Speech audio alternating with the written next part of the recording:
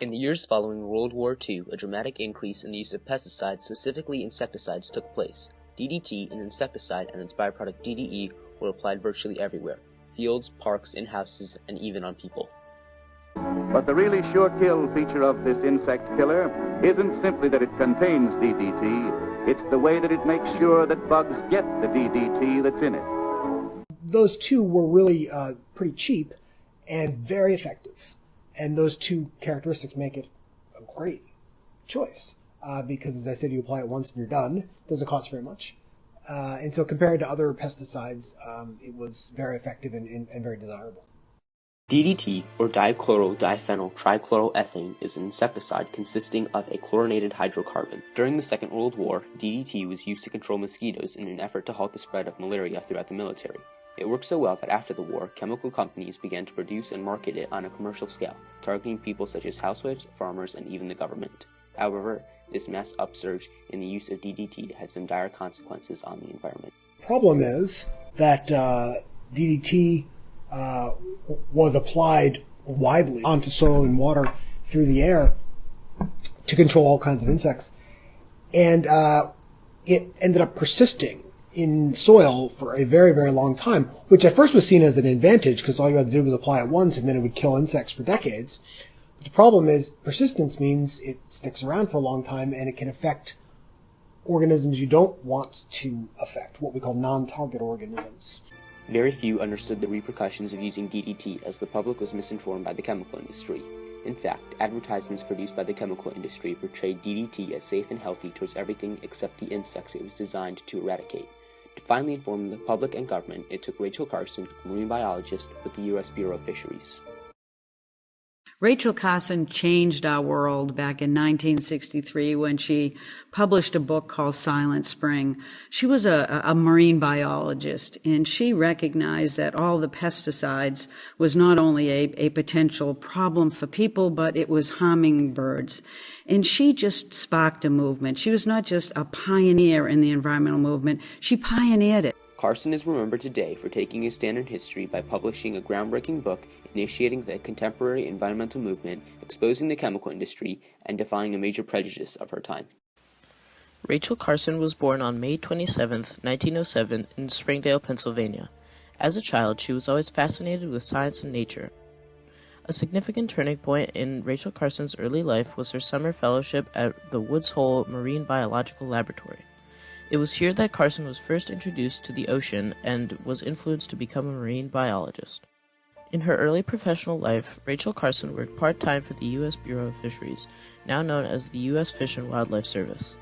Carson also maintained her submissions of writings covering nature and conservation to newspapers and magazines. Eventually, she was promoted to the position of junior aquatic biologist, becoming one of only 2 women employed professionally by the Bureau of Fisheries. Rachel Carson published her first book in 1941, titled Under the Sea Wind. Carson's next 2 books, The Sea Around Us and The Edge of the Sea, published in 1951 and 1956 respectively, paved the way for her rise to notability. Succeeding the publication of her second book, Carson resigned from the Bureau of Fisheries to focus on writing. It was then that Carson would publish one of the greatest novels of the 20th century. Rachel Carson's pursuit of a new career in writing, combined with her fascination of nature, led to the publication of Silent Spring. Originally, Carson did not set out to write a book about DDT and pesticides or clash with the chemical industry. However, after her time spent in the Bureau of Fisheries and the reports she had seen and collected, Carson felt it was only right to unveil the truth behind pesticides. Silent Spring was a revolutionary novel. It clearly illustrated the devastating effects DDT could have on the environment. It brought Rachel Carson to the public eye and demonstrated her ability to take a stand by speaking out against the imprudent use of DDT. In Silent Spring, Carson meticulously laid out a multitude of examples where the large-scale use of insecticides, especially DDT, resulted in heavy damage to non-target organisms, many of which were birds. Oftentimes, entire bird populations were wiped out, and many larger ground animals at the top of the food chain died. DDT is what we call the parent compound, the original compound that's applied, and once it gets into soil, it can be slightly altered into a product. It's called a metabolite. It's metabolized by microorganisms into something called DDE, right? You know that.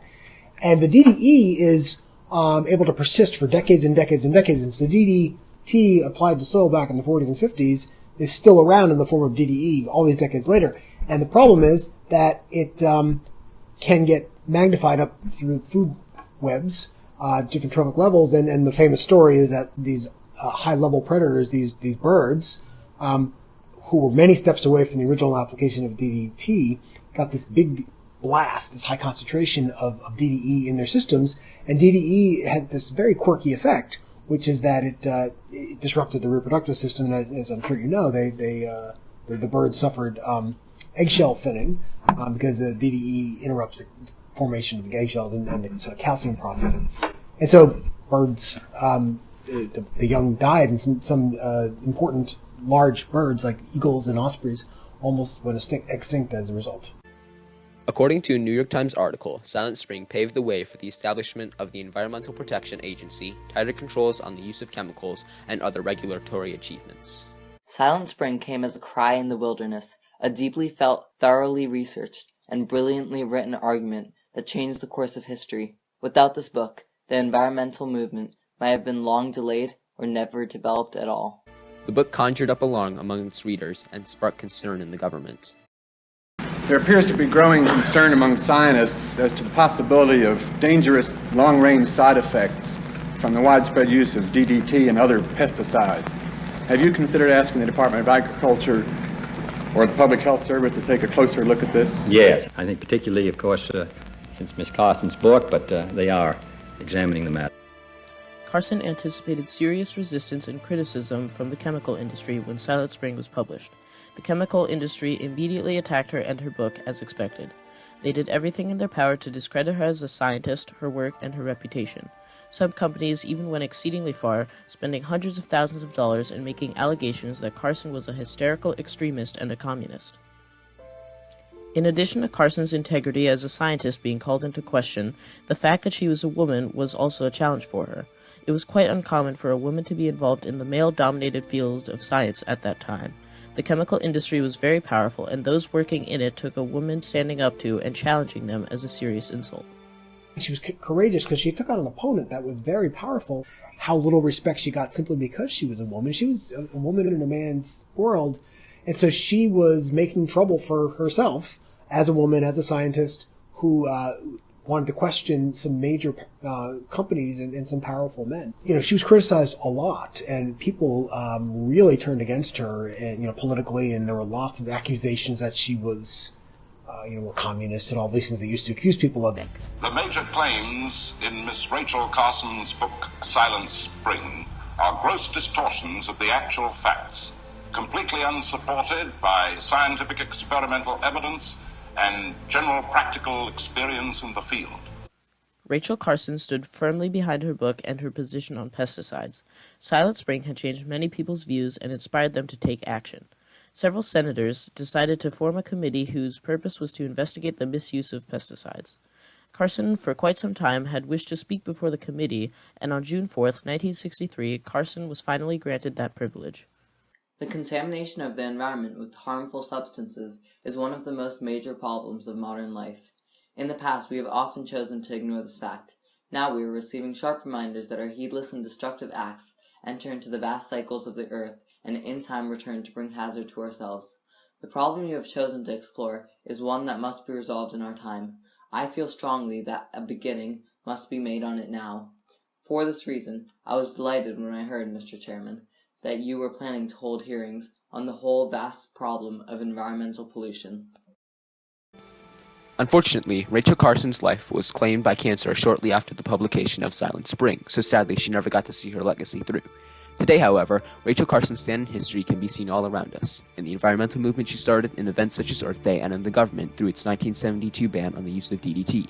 She was able to prevent the misuse of a dangerous insecticide because she stood by her beliefs and made the environment much cleaner and safer as a result. Moreover, her influence played a pivotal role in the founding of the EPA. Because of her stand, she made a lasting, powerful impact on not only society, but on the very earth itself.